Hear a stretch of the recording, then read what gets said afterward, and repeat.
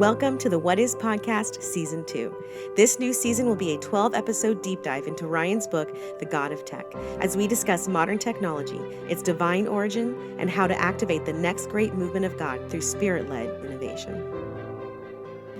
Welcome to the What Is Podcast Season 2. I'm Briana. And I'm Ryan.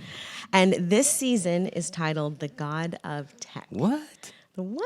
I've heard of that before. It's a good title.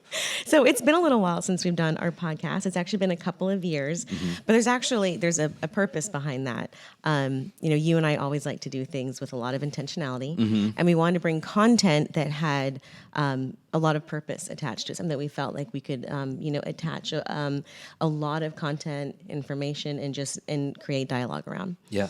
And so what you've been doing over the past couple of years has been working on this very project that season 2 is revolving around, which is the God of Tech. Yep. Right? So tell us about just kind of like a brief summary of like how you started and like where you're at now. Yeah, so The God of Tech is my first book, and it really was a journey with the Lord over the last 6 years.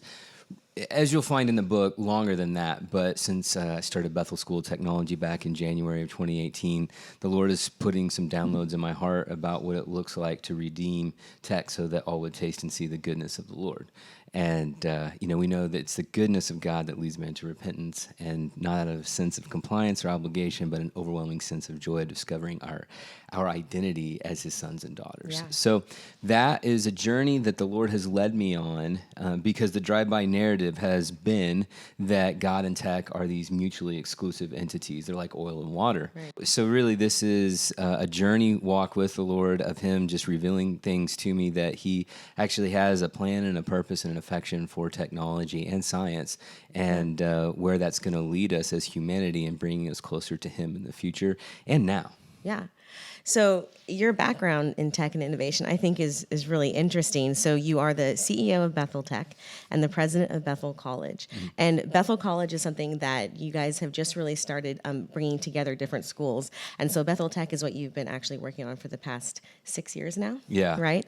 But Bethel Tech has become now synonymous with high skill and high character. And I'd love for you to talk about that. Yeah, so when we launched Bethel Tech back in 2018 as the first online Christian coding boot camp in the world, and still I think is the only. So that's pretty wild, but there's been massive fruit from that. We've got, now over 1,000 individuals that have graduated and are going into the tech space and ushering the presence of God into the most influential sphere of society. And they're doing that not just in terms of high skill, the technical training that we build them up in so they can go get a job, but also the character component of that, the integrity, the nobility, the trustworthiness, how they treat others. These are soft skills that companies are investing millions of dollars to improve their workplace culture, and these are all kingdom values. We base all of this on the Bible and God's will for our life.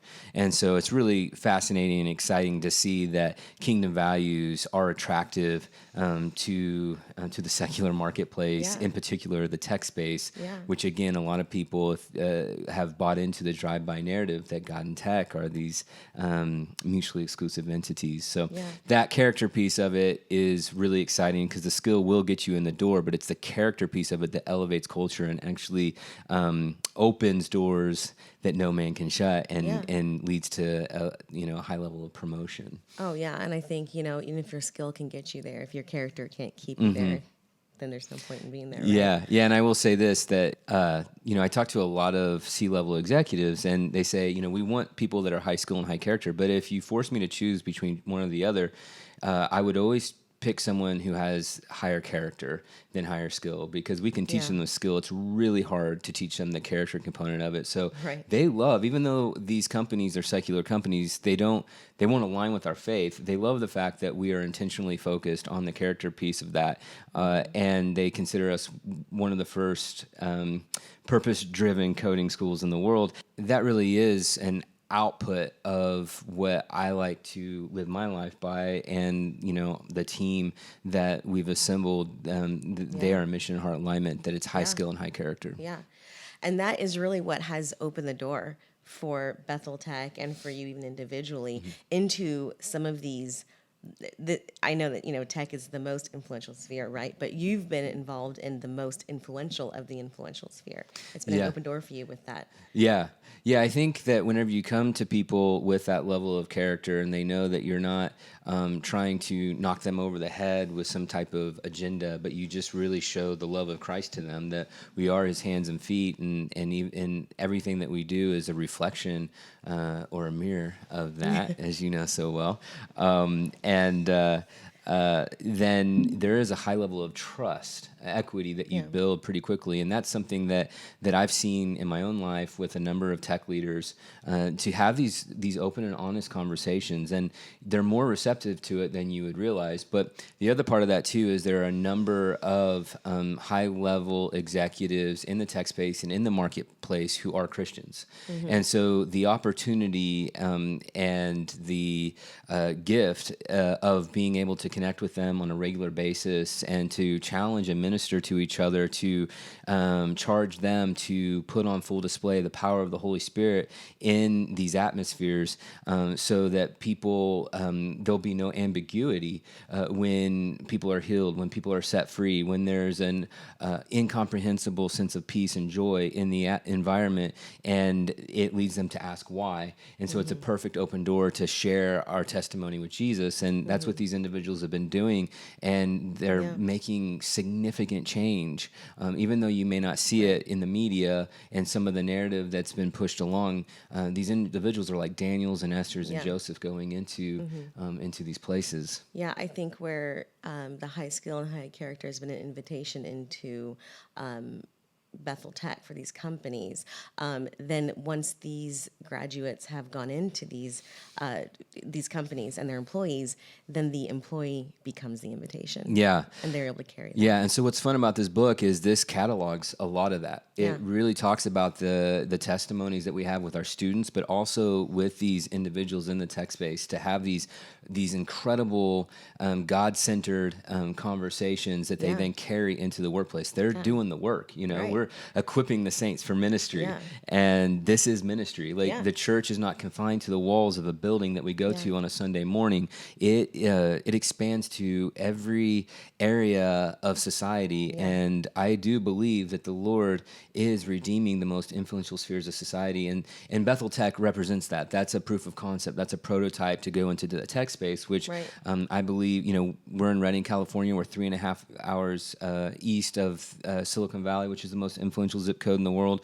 But to do that now, to extend that on with Bethel College, which we're building to other areas of society of influence, and to bring God into those places, because and this is something that we'll get into in the book. But what if God is not just grafting something that was built, grafting in something into His will that was built apart from Him, but what if He had a plan and a purpose for it all along? And as believers, we have to make sure that we are appropriating that plan and purpose and the authority of the kingdom of heaven in places where we've kind of given up that authority. So that's the exciting part for me with Bethel Tech. Yeah, that's incredible. So you mentioned, having these connections with these high-level execs from the most major tech companies in the world. And I know one of them, and we talked about this, before, but what a great story to share. And I think that it'd be great to kind of just open up just the understanding of how good God has been in bringing together like-minded believers in this space. Yeah. So one in particular, and there's been about, there's been, 8 to 10 individuals that I connect with on a regular basis that are high level in the tech space and in the marketplace, and they're believers. And so one of the things that we early on started talking about was, if our minimum expectation is that we would have like Bible studies and things like that in these campuses with like-minded believers. But if that's our minimum expectation, what's our ideal expectation? Well, one of these individuals in particular that is a C-level executive at a major tech company, the first time we met, he said, Ryan, I want to see a movement of God break out on our campus. Like, I want people to be healed and set free, and I want an overwhelming sense of peace and joy and happiness and love that's rooted in its authenticity in Jesus, in God, who is love. I want to see that break out on our campus, and to the point where the only impossibility, because these tech companies, they function in the realm of the impossible. Yeah. These innovators Yeah. do, and that's why they're doing amazing things. But, what we talked about was the only impossibility if we were to put on full display the power of the Holy Spirit in these campuses is that it would be impossible to deny that it could only come from God. And so, just increasing his boldness just by our conversation and just saying, well, why don't you look for it? Because people are crying out for it. And what I mean by that, they're not, they might not be using the language, but Right. listen for the colleague who says that their teenager, their son is a manic depressant and is having suicidal thoughts. Go after that. Pray for that, that oppression and that stronghold to be released. And if you hear a colleague say that they have some type of physical ailment or disease or something along those lines, and they have no hope, they just feel like this is what they're going to live with. Go after healing right then and there. Right. And this is true for all spheres. For all spheres, yes. It's one of my favorite phrases in the Bible is it says that Jesus was moved with compassion. Yeah. When he was moved with compassion, he didn't wait on anything. There was a momentum and there was an authority in the compassion to bring heaven on earth. Yeah. And so what you would see in the following statements after that phrase was that people were healed, they were set free, they were raised from the dead, and that's the thing that he's actually charged us as his ambassadors.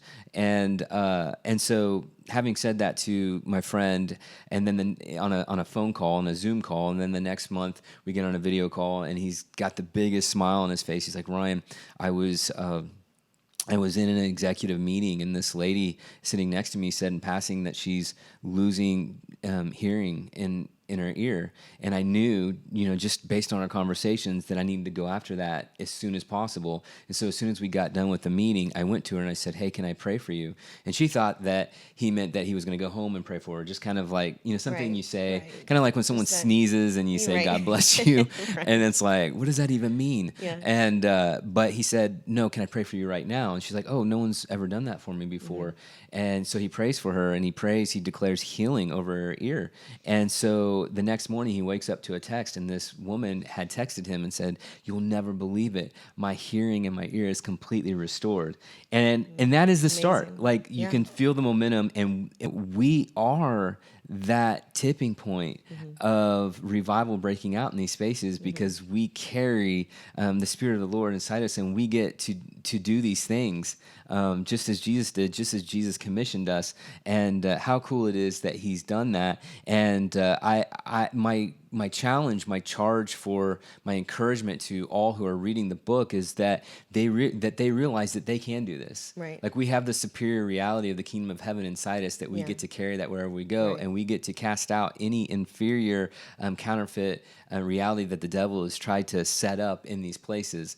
And that's the beauty of it. And that's, whether you're, this book is not, it's a tech book, but it's not. It's not just for technologists. It's for anybody who's impacted by technology. So whether you write lines of code for a living, or you use a smartphone every day, or you use a computer, like this is a great book to inspire and activate you to use technology as a tool to magnify Jesus as the solution that the world's looking for. And I know too, a lot of the like the reviews and the testimonies that you've heard from people reading your book they do not work in tech, they do not consider themselves innovators, and they probably actually some have very little interest in tech, but they have been inspired to go out and be the hands and feet of Jesus because of this book. And so I just think if we like talking about how that friend of yours had prayed for that woman and she received healing.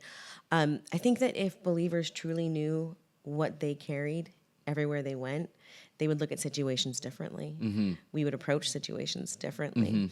And your book does that. Yeah. It kind of blows the lid off of any expectations that were too low or that denied the power of God that he has put inside of us, because he wants us to go out and do the things that he's called us to do. Yeah. So I want to get into the title of this book, actually. So you and I, we got to collaborate a little bit on this. I mean, this is your project.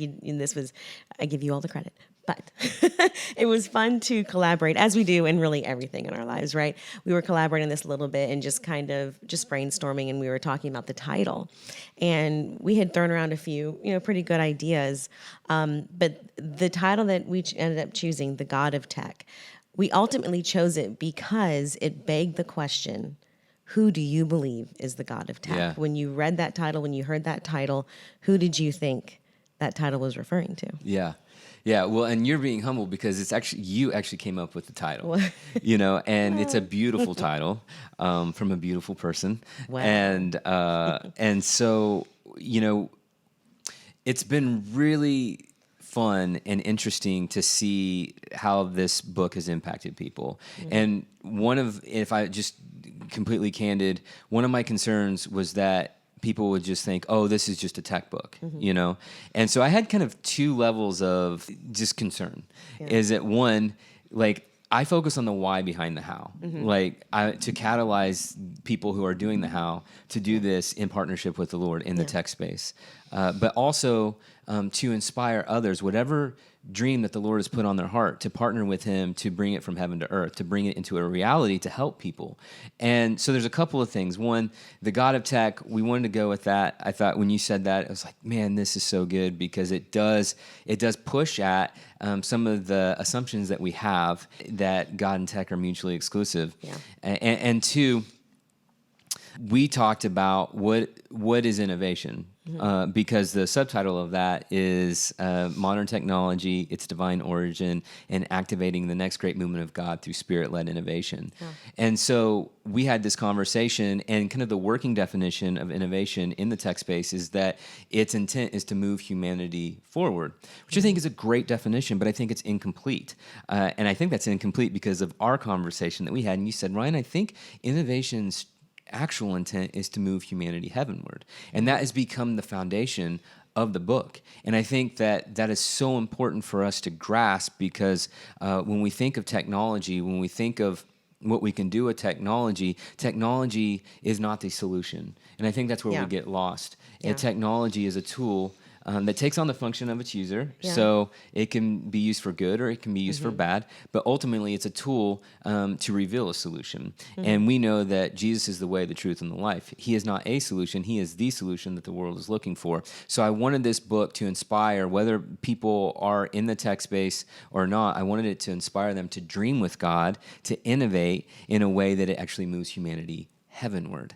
And so that is why I'm so excited about the title. And when you said that, it was just a light bulb clicked on. And the other part of that too is that, I've been able to connect with people that are experts in the how of technology. Yeah. They're doing it. And they said that this book has allowed them to articulate what was stirring in their heart that they couldn't really express, but it's also inspired them with what they've done in the tech space to then take it to the next level so that they can use their craft and their skill and their character to point to Jesus, and use how wonderful it would be that science and technology would be the catalyst that leads to a revival and a reformation, especially when people think just the opposite. Right. And just to the point of the title, even if you Google, there's not a lot of literature. There's not a lot of books. There's really no books on marrying the God and tech.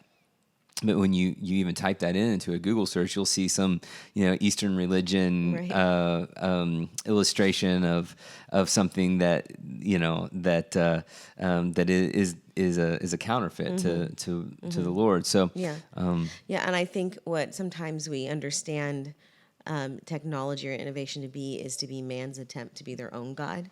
But what God has revealed to you about tech and innovation is that no, the origin of what our modern technology is, it's with me. Mm-hmm. It's with God. And he wants to, I think, awaken everyone to that, because he's ready to partner with people. Mm-hmm.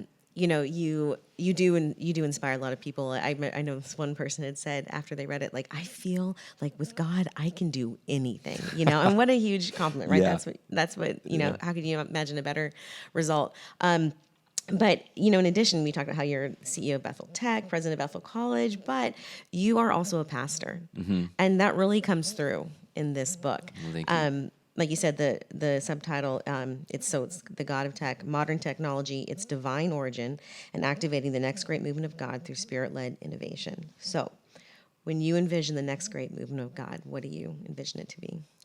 Well, Billy Graham in 2000 said the next great movement of God would come from believers in the marketplace. And that has really resonated with me. And I think if you look at the marketplace, every company to some extent is a tech company now. Now, when we think of tech companies, we think of Apple and Amazon and IBM and Meta, but it's also Bank of America and Chipotle and Walmart. These companies are falling over themselves to find tech talent to increase their digital footprint. And so we have an open door invitation to raise up individuals who are high skill, high character, who are Christians, and to go into these places and to represent the love of Christ. We know that an encounter with the love of Christ changes everything. Yeah. And so I do believe that science and technology will play a significant part by how we engage and show up. Yeah. But also, I do believe that God loves curiosity. Proverbs 25:2 says it's the glory of the Lord to conceal a matter, but it's the glory of kings to search a matter out. The Lord doesn't conceal as a way to withhold something from his children. It's actually an invitation into know him more. Yeah. And, you and I have been married for 18 years. There are things, it's a fun thing for me to find out something new about you after 18 years. I feel like we know each other so well, but I wouldn't stop and say, oh, I just know Briana as much as I can possibly know her. No, I get to learn more and more about you as we continue in an intimate relationship as husband and wife. And I believe that that's what the Lord is inviting us into as well. It's an intimate relationship with him. And the more time we spend with him, the more time we have this intimate relationship with him, the more we discover about his nature and his brilliance as creator. And so that's the thing. All of this, the next great revival, through science and technology, through innovation, through everything that we do, will just be a manifestation of our relationship with the Lord. Yeah. And that's what this book is an invitation to do. It's an invitation to go deeper in your relationship with the Lord. And when we do that, the byproduct, the fruit of that, the manifestation of it will be that we will partner with him to create innovative solutions, radical solutions to solve the world's hardest problems. And the number one hardest problem in the world is people not receiving the gift of Jesus. And once they do that, I do believe that we'll have this widespread revival, and the gospel of Jesus will be preached to all the ends of the earth, and we will make disciples of all nations. Yeah. And that's the beautiful thing of this. This is part of the overall commission of the body of Christ, with Christ being the head of the body. I love it. Okay, so we're going to dive into all of those things that we just kind of teased into it. This podcast, it's going to be a 12-episode season, and each episode is going to be diving in deeper into the book. And I think we're even going to have some bonus content in this that it's really amazing how, particularly this subject, there's always more. There are always new things to talk about, right? Yeah. And so we're going to be able to really provide even more in this podcast. Yeah, I'm really excited about this podcast because there is a lot of behind the scenes that I want to bring the audience into. Yeah. There are some things that I didn't put in there, but I would like to talk about. Yeah. And then also, a book is never really finished. Right. A book is a journey. And as an author, you know that's true because you can never stop editing. You can never edit enough. Yeah. And so, I'll tell you, one of the last things that I wrote about in this book was the the narrative and everything that we're seeing about the big leap forward we're seeing in artificial intelligence. Yeah. And I wrote that about a month before I actually went to publish because it was too important not to talk about it. Yeah. But we know that is a constantly changing situation and dynamic. And so even since the book was published back in mid-March, there's so much more to talk about in that vein. Yeah. But the Lord doesn't say, hey, you're done with this. Right. He continues to lead us through that relationship, and we discover more. So this podcast will be, one, a behind the scenes on some of the reasons why I wrote some things that I really would like to go into more as the Lord has revealed more things to me. And then even talking about, the current state of where we are in science and technology and its impact on society and where we're headed. I think that there's a maturation, there's a movement forward even since the book has been published. So I'm excited to take the audience into that journey as well. Yeah, me too. I really am. And of course, it'll definitely make a richer experience for you if you have the book to go along with, but you can get on Amazon. And so in the same way that there'll be some bonus content here that is not in the book, there's going to be a lot of content from the book that we're just not able, because of time, we're not able to cover in this podcast. So the book is going to have content that we can't cover in the podcast, and the podcast will have content that you won't find in the book. So really, we want to bring those two things together. The two of them together, right? It's gonna be wonderful. They're each individually wonderful, but yeah. So, we are excited to go on this journey with all of you, and our next podcast next week, it's going to be about. I'm just going to tease it with this. A nun, a healing well, in the future of technology. All right. And that will be next week. All right, y'all. Have a great week, and we'll see you then. Thank you.